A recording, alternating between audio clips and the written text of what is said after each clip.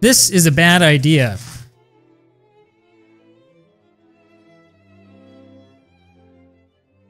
You'll see why in a second. Told you this was a bad idea. Major League Soccer is a horrible place to manage in Football Manager. And I'm not just talking about the registration bugs that seem to come up with every new version of the game. The registration rules themselves are an absolute nightmare. Have you ever wondered why?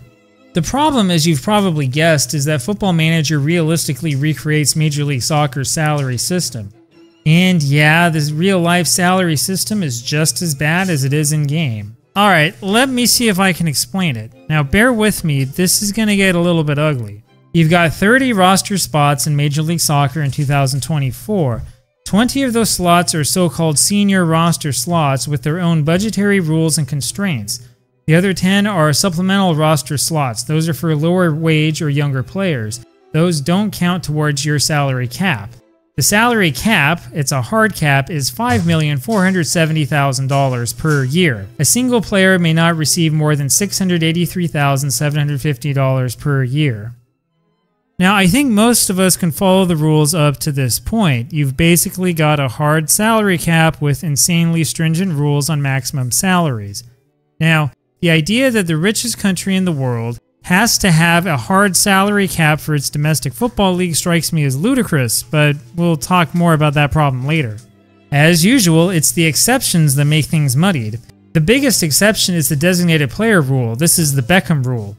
You can sign up to 3 players for as much money as you like without having it count against the salary cap.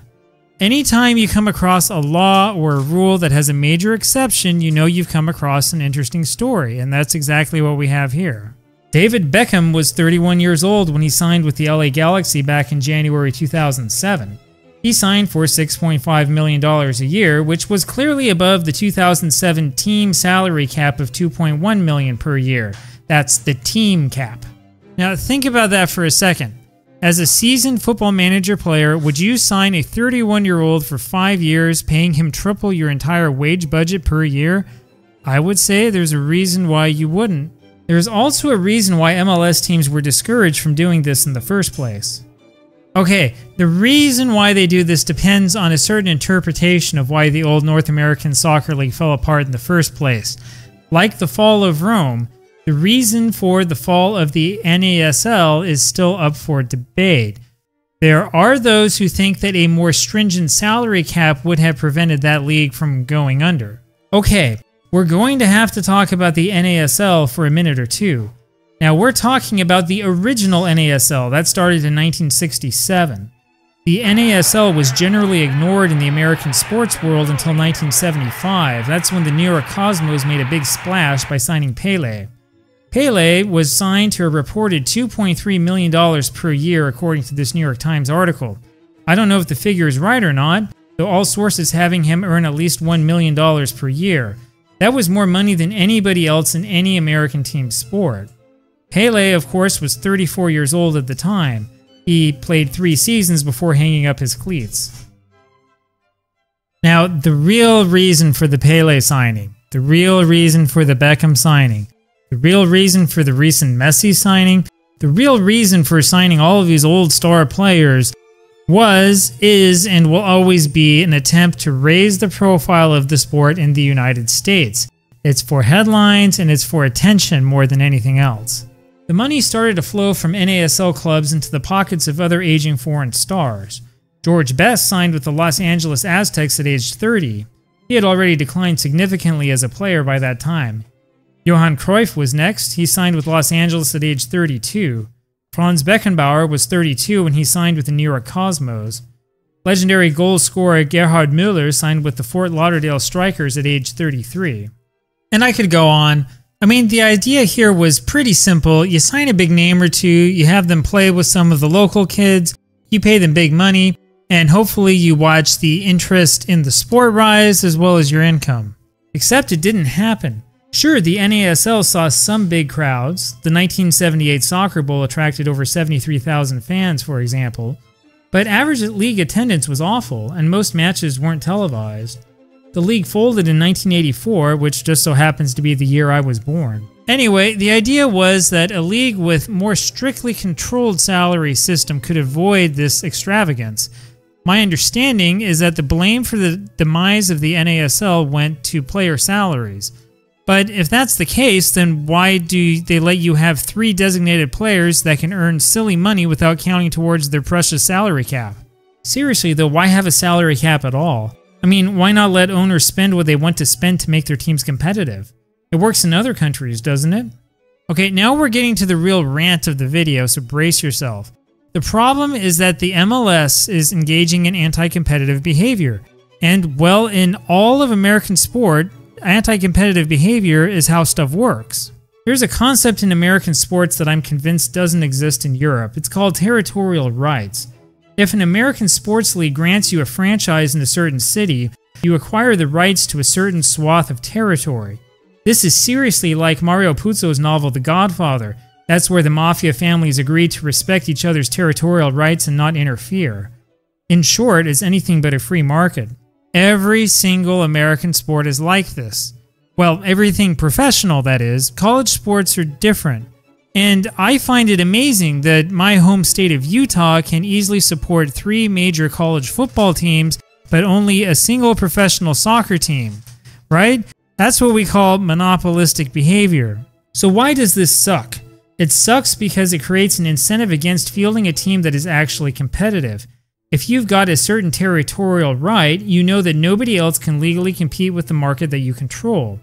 In theory, if you set things up correctly, you can make a profit in perpetuity without ever improving the quality of your team.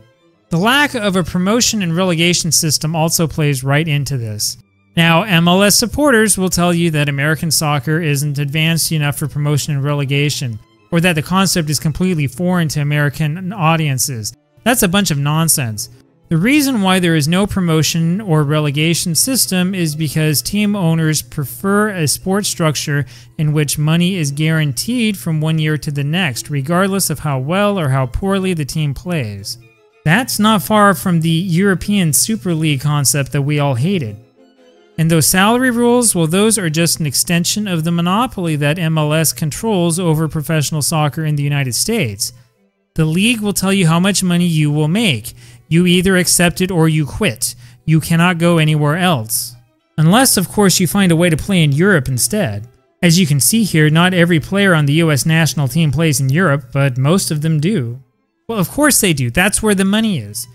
In Europe, they don't have to worry about silly arbitrary contracts and stupid salary caps with arbitrary exceptions that allow the owners to throw money at aging players in their decline phase.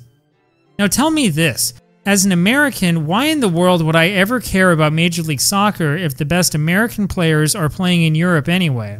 The other thing you'll notice is that contracts are set by the league, not the team. This is actually the case in all American sports, even though most fans don't realize it. Let me give you an example.